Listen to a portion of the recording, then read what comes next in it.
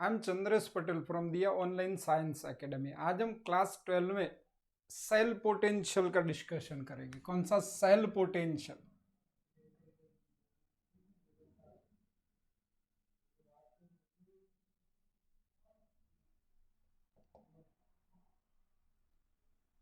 अब cell potential पढ़ने इसके पहले हम जानते थे इलेक्ट्रोड पोटेंशियल, उसका थोड़ा बात कर लेते हैं। इलेक्ट्रोड पोटेंशियल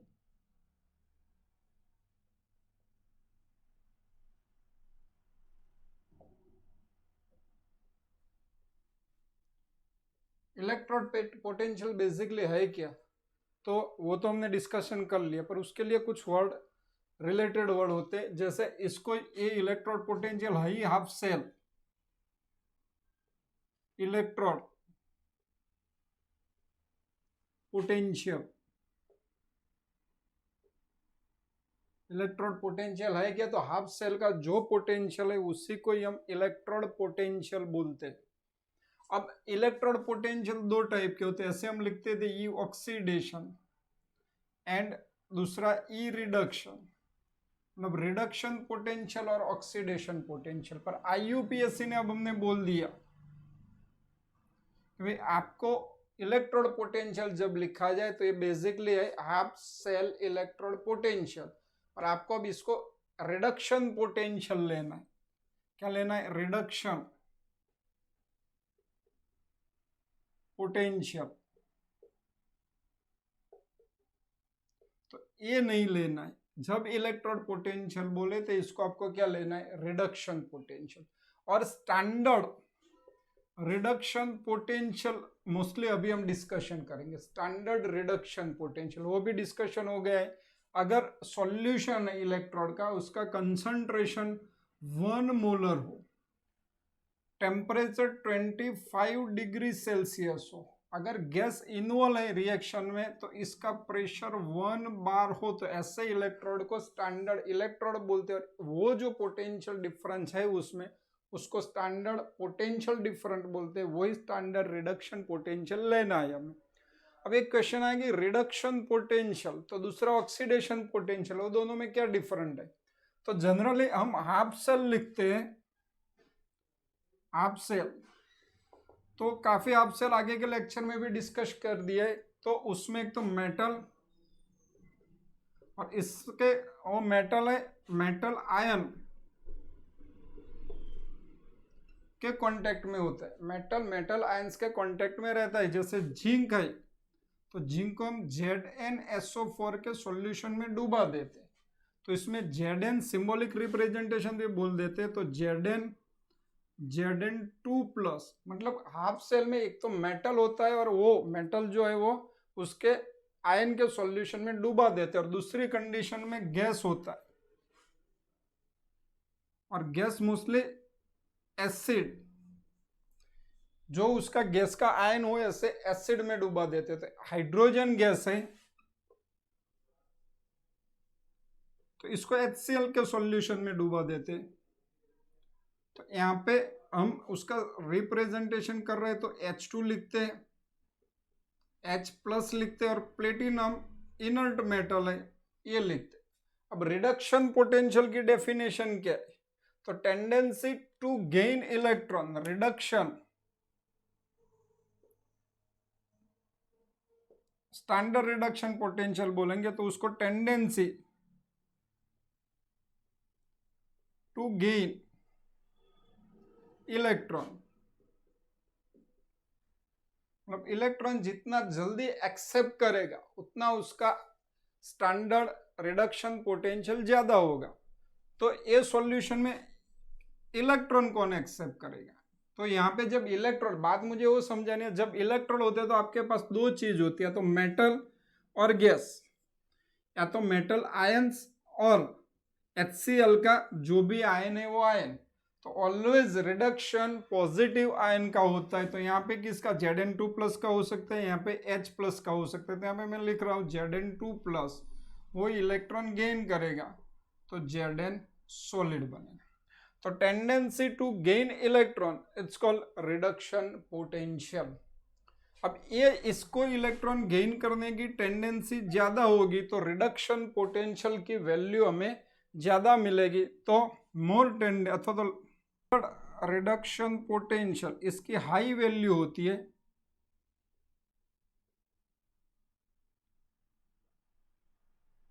तो उसकी इलेक्ट्रॉन गेन करने की टेंडेंसी ज़्यादा होती है।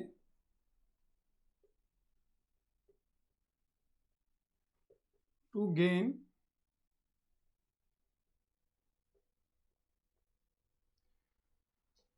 अगर इसकी लो वैल्यू है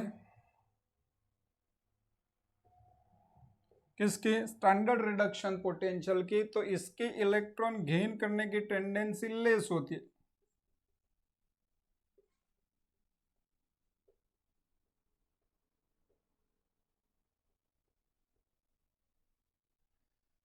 इसका मतलब यह हुआ कि भाई ये वैल्यू आप जानते हो, टेंडेंसी टू गेन इलेक्ट्रॉन ज्यादा है कि कम है। इलेक्ट्रॉन गेन करने की टेंडेंसी कोई भी हाफ सेल में उसके आयन की इलेक्ट्रॉन गेन करने की टेंडेंसी ज्यादा होगी तो इलेक्ट्रोड पोटेंशियल की वैल्यू ज्यादा रहेगी, मतलब रिडक्शन पोटेंशियल ज्यादा मिलेगा, इलेक्ट्रॉन गेन वो ज्यादा करेगा।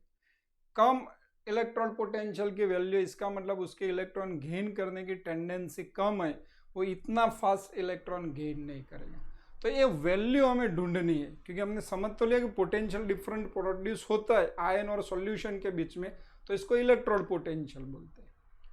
पर ये वैल्यू एक तो हमें ढूंढनी है। तो कोई भी हाफ सेल हो तो उसकी एब्सोल्यूट वैल्यू, इलेक्ट्रोड पोटेंशियल की एब्सोल्यूट वैल्यू ढूंढी नहीं जाती, ढूंढ नहीं सकती। एक चीज वो क्यों, एक क्वेश्चन मार्क आएगा, अभी याद रखो। पर हमें और भी क्या करना है, सेल पोटेंशियल भी ढूंढना है।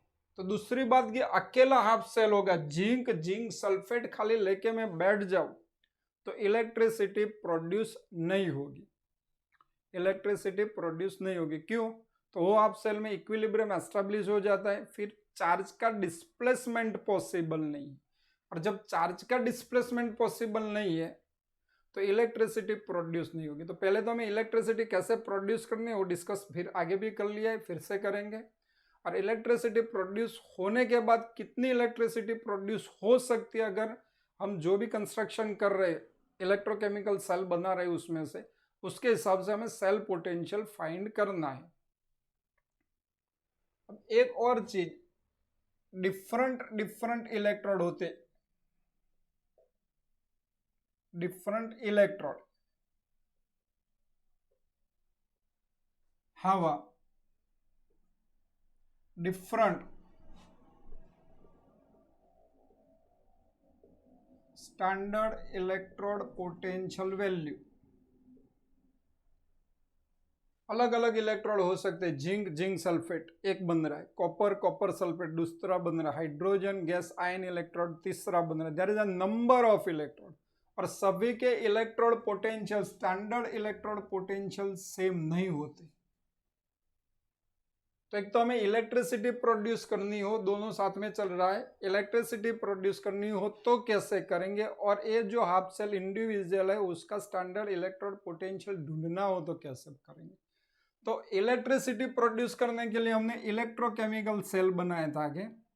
तो एक हाफ सेल इलेक्ट्रिसिटी प्रोड्यूस नहीं करेगा, इसका रीजन क्यों नहीं करेगा भाई एक हाफ सेल इलेक्ट्रिसिटी प्रोड्यूस, तो क्या जब आप इलेक्ट्रोड को, मतलब मेटल स्ट्रिप को सॉल्यूशन में डुबा देते हो, जैसे यहाँ पे फिक्स ले ही रहे हैं हम, जिंक सल्फेट सॉल्यूशन, वो एक इलेक्ट्रोड हो गया।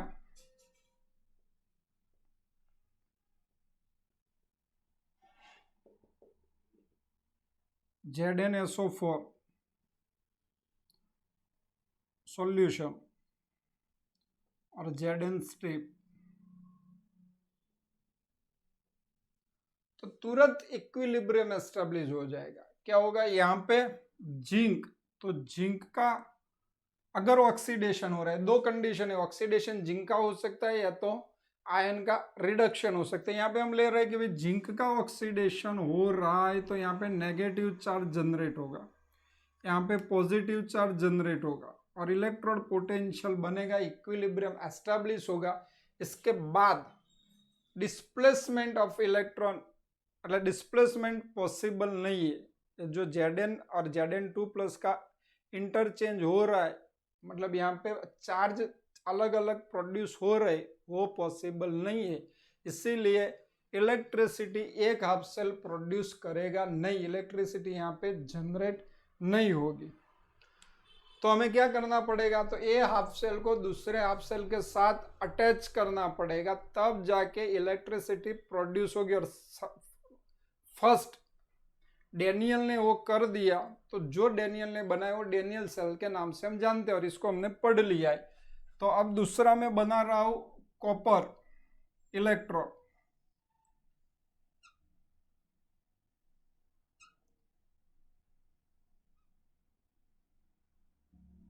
यहाँ पे कॉपर की स्ट्रिप, फिर कॉपर सल्फेट का सॉल्यूशन,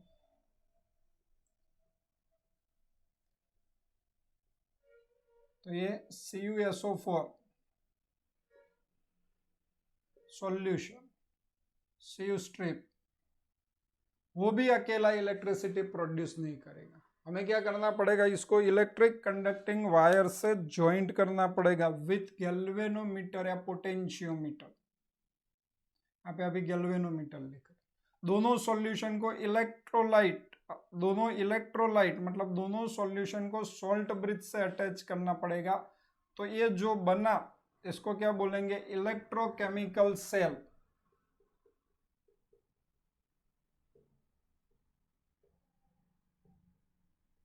पर्टिकुलर डेनियल ने बनाया, तो इसको डेनियल सेल भी बोलेंगे, वोल्टिक सेल ये भी बोलते हैं, और गैल्वेनिक। कभी भी अलग अलग नाम लिखे हो तो आपके दिमाग में रहना चाहिए कि भाई इलेक्ट्रोकेमिकल सेल है, particular zinc sulphate, copper sulphate electrode हो तो इसको डेनियल सेल बोलते हैं। इसी को ही हम गैल्वेनिक सेल भी बोल सकते हैं, वोल्टिक सेल भी बोल सकते हैं। तो ये इलेक्ट्रोकेमिकल सेल बनता है, इसका कंस्ट्रक्शन आपको पढ़ा दिया है। अब आपको फिर से याद ये रखना है कि ये लेफ्ट हैंड साइड ऑक्सीडेशन होता है। याद रखो, जब भी आपको एक ड्राइंग करो, पिक्चर बनाओ, तो लेफ्ट हैंड साइड जो भी इलेक्ट्रोड है उसमें ऑक्सीडेशन होना चाहिए, और ऑक्सीडेशन जिसमें होता है उसको एनोड बोलते, और ये एनोड नेगेटिव टर्मिनल है। इलेक्ट्रोकेमिकल सेल में एनोड नेगेटिव टर्मिनल, तो शॉर्ट में LOAN, इतना याद रखो, LOAN left oxidation anode negative terminal. फिर से LOAN लेफ्ट ऑक्सीडेशन होता है, उसमें एनोड होता है, और ये नेगेटिव टर्मिनल किसके, इलेक्ट्रोकेमिकल सेल में। फिर राइट हैंड साइड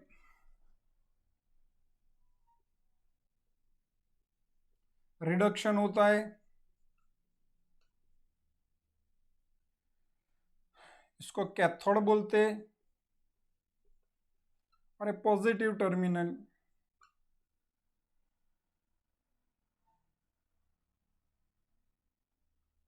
तो ये RRCP, इसको क्या बोलेंगे, RRCP। R मतलब right hand side reduction, cathode and positive terminal. अब ये दोनों टर्मिनल को मैंने अटैच कर दिया, होगा क्या, तो एनोड पे ऑक्सीडेशन होता है, मतलब एनोड इलेक्ट्रॉन लूज करेगा, ये जिंक की पट्टी यहां से इलेक्ट्रॉन का फ्लो ऊपर जाने देगी, और इसके रिडक्शन होता है। तो ये जैसे जैसे इलेक्ट्रॉन यहाँ पे आएंगे,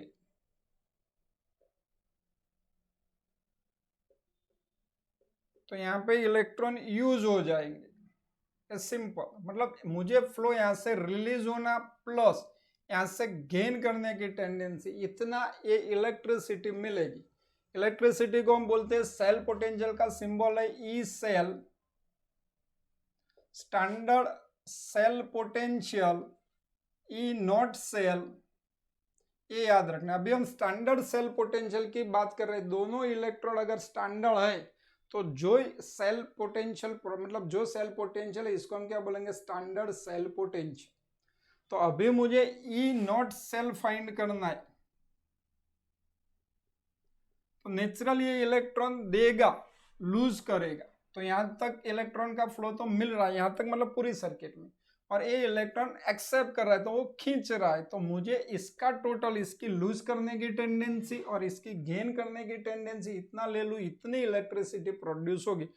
तो मैं यहाँ लिख सकता हूँ E naught oxidation anode plus E naught reduction cathode, इतना इलेक्ट्रिसिटी प्रोड्यूस होगी। अब ये जिंक सल्फेट है तो इसको मुझे सिंबलाइज करना होता है, ऐसे लिख सकता हूँ ई नॉट ऑक्सीडेशन के लिए Zn2 प्लस, ये ध्यान रखना है Zn2 plus plus E naught reduction के लिए Cu, कैथोड में Cu है वो भी ध्यान रखना है। कैथोड के Cu तो Cu2 प्लस Cu, तो रिडक्शन पहले, रिडक्शन के लिए ये सिंबल है, ऑक्सीडेशन के लिए ए सिंबल है, और मैंने प्लस लिखा हुआ है, बुक से अलग है। क्यों? तो ये इलेक्ट्रॉन देगा, ये लेगा, सिंपल, ये देगा इलेक्ट्रॉन, ये लेगा, तो क्या होगा, दोनों का टोटल होगा, उतना मुझे इलेक्ट्रिसिटी मिलेगी, उतनी इलेक्ट्रिसिटी मिलेगी। अब मैं ये जानता हूं इसका रिडक्शन पोटेंशियल, अरे ऑक्सीडेशन पोटेंशियल की वैल्यू प्लस 0.76 वोल्ट है, और इसकी प्लस रिडक्शन पोटेंशियल की वैल्यू 0.34 वोल्ट है। वो कैसे, उसका डिस्कशन इसके बाद करेंगे।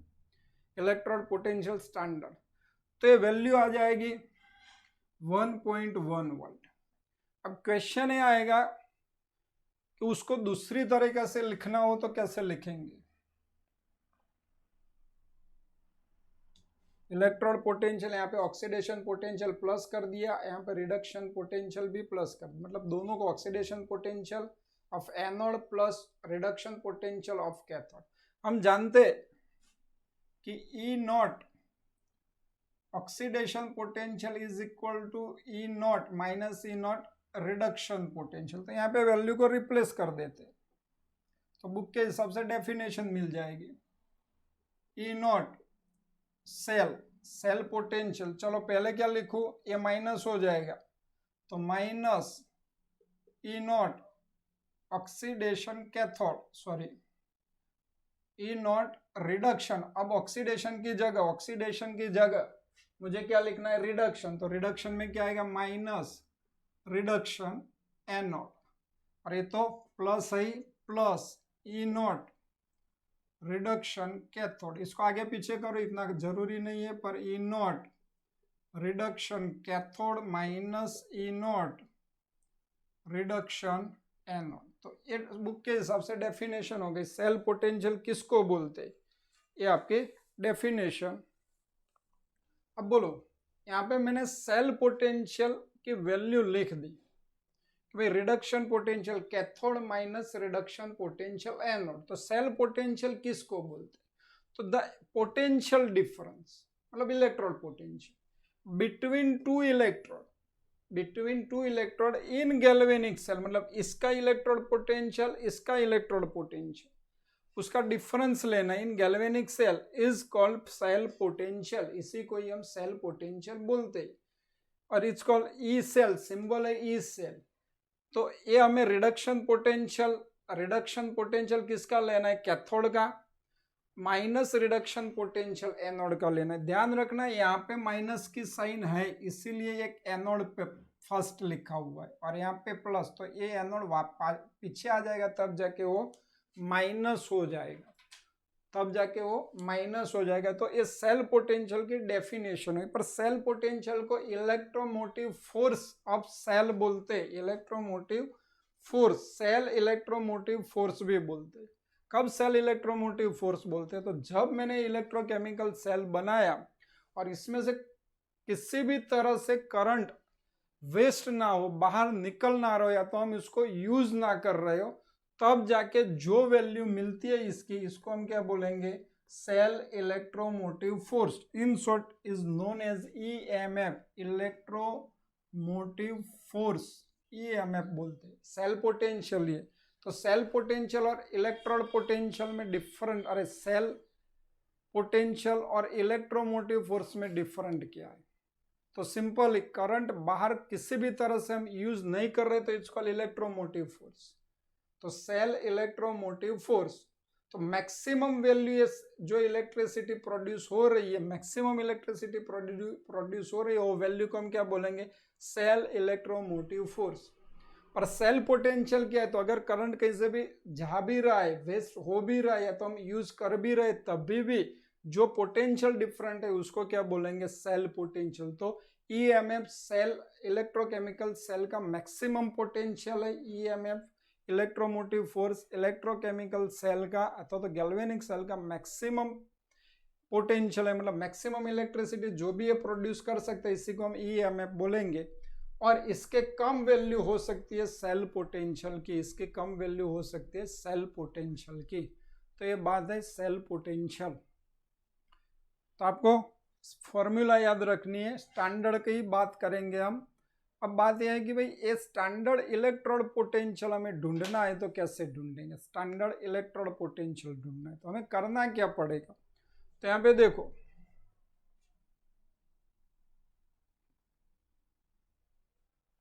ये जो मैंने सेल पोटेंशियल का फॉर्मूला लिखा, E0 सेल, E0 सेल भी बोलते हैं, E0 reduction potential cathode minus E0 reduction potential anode.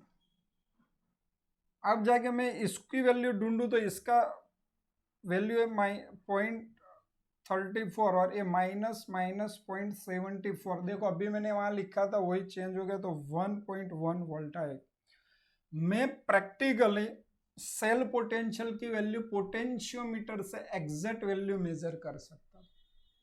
अगर ये वैल्यू मेरे पास आ रही है कुछ वैल्यूज, पर ये दोनों वैल्यू में से मैं कोई एक वैल्यू को जीरो कर लूं, ई रिडक्शन पोटेंशियल कैथोड सपोज में जीरो ले लूं या तो जीरो हो और ये रीडिंग मेरे पास हो, तो मुझे इसका इलेक्ट्रोड पोटेंशियल मिल जाएगा। किसका? इसका इलेक्ट्रोड पोटेंशियल मिल जाएगा। मान लो कि ये जिंक है, जिंक सल्फेट है, और ये वैल्यू टोटल आ रही है 0. ये मैंने रीडिंग पढ़ लिया तो 0.74 वोल्टेज आ रहा है, 0.74।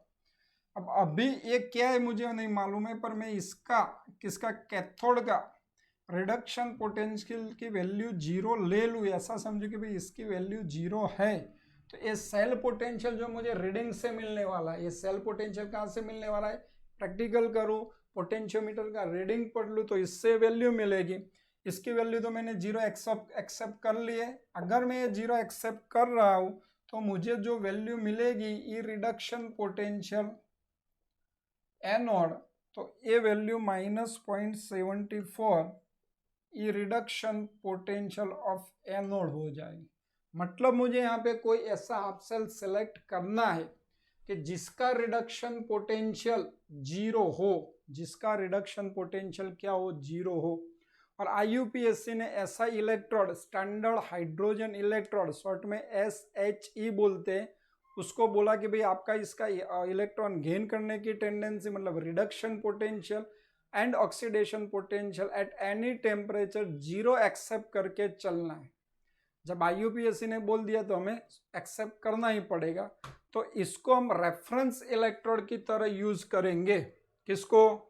स्टैंडर्ड हाइड्रोजन इलेक्ट्रोड को रेफरेंस इलेक्ट्रोड की तरह यूज करेंगे। और जब standard hydrogen electrode reference electrode हो जाएगा और इसका सेल पोटेंशियल, इलेक्ट्रोड पोटेंशियल हम जीरो ले लेंगे और इसके साथ बाकी कोई भी इलेक्ट्रोड को अटैच करेंगे, तो उसका जो पोटेंशियोमीटर का रीडिंग है, इसका जो पोटेंशियोमीटर का रीडिंग है उसका यूज करके मुझे जो भी मैंने इलेक्ट्रोड ज्वाइंट किया है उसका इलेक्ट्रोमोटिव फोर्स, मतलब इसका इलेक्ट्रोड पोटेंशियल मिल जाएगा। तो ये अब हो गया इलेक्ट्रोड पोटेंशियल कैसे फाइंड करना है, इलेक्ट्रोड पोटेंशियल कैसे फाइंड करना है। तो अब यहाँ पे मुझे क्या लेना पड़ेगा? Hydrogen electrode. कौन सा इलेक्ट्रोड लेना पड़ेगा? Hydrogen electrode. इसका कंस्ट्रक्शन आप जानते हो, क्या करना है, एक ट्यूब लेनी है, glass tube,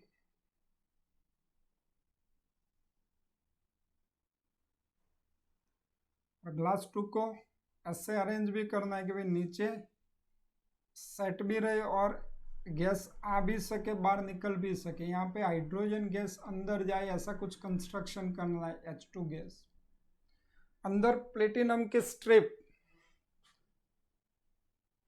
platinum wire, platinum wire through platinum, ये प्लेटिनम वायर और प्लेटिनम ब्लैक, कोटिंग करा हुआ प्लेटिनम की प्लेट, और इसके आजू बाजू मर्क्यूरी जो डायरेक्ट प्लेटिनम के साथ ऑक्सीजन कांटेक्ट में ना है, इसलिए आपको क्या लगा देना है, मर्क्यूरी।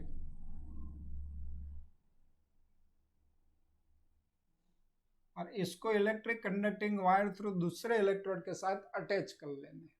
अगर इसका कंसंट्रेशन HCl का 1 मोलर है, टेम्परेचर 25 डिग्री सेल्सियस है, गैस का प्रेशर 1 बार है, तो इसको स्टैंडर्ड हाइड्रोजन इलेक्ट्रोड, इसको क्या बोलेंगे, स्टैंडर्ड हाइड्रोजन इलेक्ट्रोड। अब इस स्टैंडर्ड हाइड्रोजन इलेक्ट्रोड का reduction potential E0 H+H2 0 volt हमें एक्सेप्ट कर लिया हुआ है। सेम में oxidation potential E0 H2 H+ लोग 1/2 भी लिखते हैं, 0.0 वोल्ट है। तो रेफरेंस इलेक्ट्रोड हो गए, और इसके इलेक्ट्रोड के साथ यहाँ पे मैंने जिंक सल्फेट ले लिया, मैग्नीशियम सल्फेट ले सकता हूँ, कॉपर सल्फेट ले सकता हूँ। अब क्वेश्चन ये आएगा कि जब हम electrode potential, cell potential, standard cell potential की फॉर्मूला लिखते हैं तो E0 सेल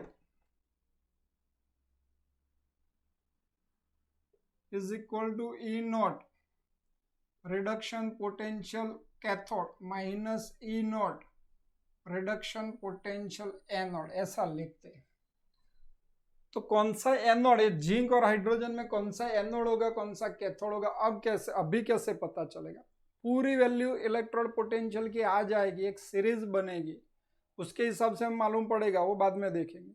पर अभी जब आप एक्सपेरिमेंट कर रहे हो तो एक पोटेंशियोमीटर आपको पूरा कितना करंट, कितना सेल पोटेंशियल प्रोड्यूस हो उसकी वैल्यू दिखा देता, भाई इतना सेल पोटेंशियल प्रोड्यूस हुआ। आप गैल्वेनोमीटर को अटैच करोगे तो आपको डायरेक्शन मिलेगी फ्लो की। अभी बात की कि भाई जब ये दोनों सेल को कनेक्ट करोगे तो इलेक्ट्रॉन कहां से, एनोड से कैथोड,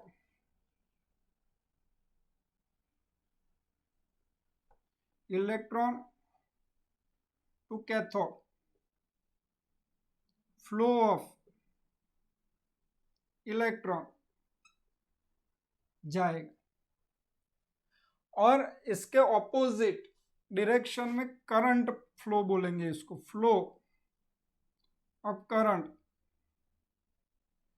इसके ऑपोजिट डायरेक्शन में जाएगा, तो डायरेक्शन हमें मालूम पड़ जाएगी। अगर इलेक्ट्रॉन का फ्लो गैल्वेनोमीटर से यहां जा रहा है तो ए जिंक सल्फेट कौन सा इलेक्ट्रोड है, एनोड, और एनोड आपको लेफ्ट हैंड साइड ही ड्रॉ करना है, तब जाके हाइड्रोजन इलेक्ट्रोड कौन सा है, कैथोड।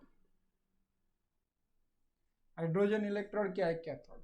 अब आपके पास आ गया सेल पोटेंशियल का फॉर्मूला, लिखो E0 सेल, E0, अब आप जानते हो ये कैथोड है तो H+H2 minus E0 Zn2 plus Zn। अब पोटेंशियोमीटर से रीडिंग पढ़ लो, ये रीडिंग आए 0.76 आ रहा है, तो रीडिंग है 0.76 वोल्ट।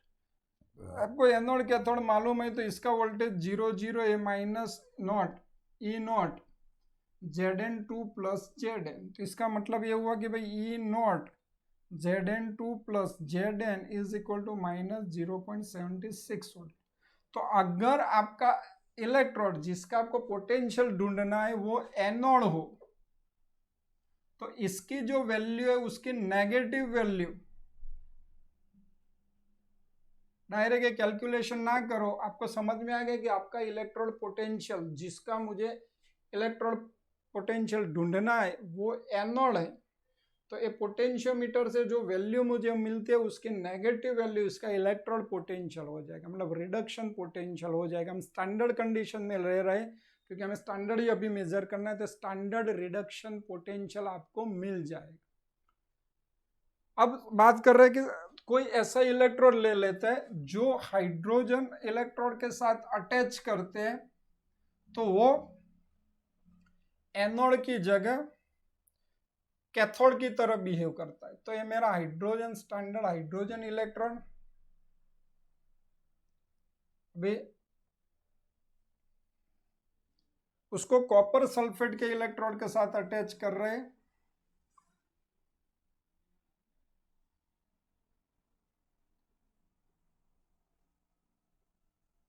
CuSO4 सॉल्यूशन और Cu की स्ट्रिप, और ये दोनों को अटैच कर दिया पोटेंशियोमीटर से, और यहाँ पे सॉल्ट ब्रिज लगा दिया। ये सॉल्ट ब्रिज अब यहाँ पे नहीं लगाना।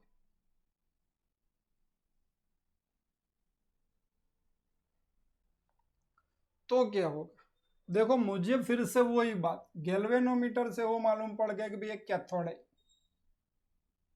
तो ये एनोड है। इसका रीडिंग मैंने पोटेंशियोमीटर से पढ़ा, तो पोटेंशियोमीटर से इसका रीडिंग आया 0.34 वोल्ट। तो फिर से वही फाइंड कर लेते हैं, E naught cell is equal to E naught reduction anode, sorry reduction cathode minus E naught reduction anode. अब total value I cell potential की 0.34 वोल्ट। अब कैथोड कॉपर कॉपर सल्फेट है, तो मुझे ये वही रखना है ई नॉट, क्योंकि उसका ढूंढना है। रिडक्शन पोटेंशियल की जगह सिंबल लिखो Cu2 + Cu। अब रिडक्शन पोटेंशियल स्टैंडर्ड हाइड्रोजन है तो 0, ये दोनों स्टैंडर्ड इलेक्ट्रोड है, और हम स्टैंडर्ड इलेक्ट्रोड पोटेंशियल ही ढूंढ रहे हैं। नॉन स्टैंडर्ड की बात इसके बाद नॉन इक्वेशन में आएगी। तो अभी इसकी वैल्यू 0 हो गई, तो reduction potential of copper 0.34 volt हो गया। तो अगर आपका इलेक्ट्रोड एनोड है और स्टैंडर्ड कैथोड है, आपका इलेक्ट्रोड कौन सा है, कैथोड है, और कैथोड में ये रहेगा पॉजिटिव, एनोड में ये रहेगा नेगेटिव।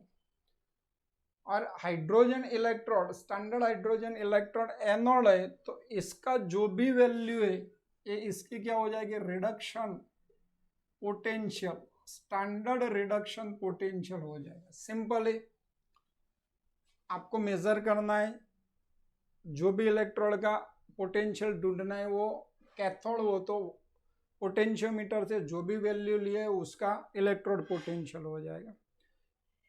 आपका लिया हुआ पोटेंशियल इलेक्ट्रोड एनोड है, तो पोटेंशियोमीटर से ढूंढी हुई वैल्यू का नेगेटिव वैल्यू आपका इलेक्ट्रोड पोटेंशियल हो जाएगा। और ऐसे बहुत सारे इलेक्ट्रोड पोटेंशियल ढूंढ के उसको डिक्रीजिंग ऑर्डर में अरेंज करते हैं, तो रिडक्शन रिएक्शन की एक सीरीज मिलती है, और इस सीरीज को हम इलेक्ट्रोकेमिकल सीरीज बोलते हैं। उसकी बात करेंगे बाद में।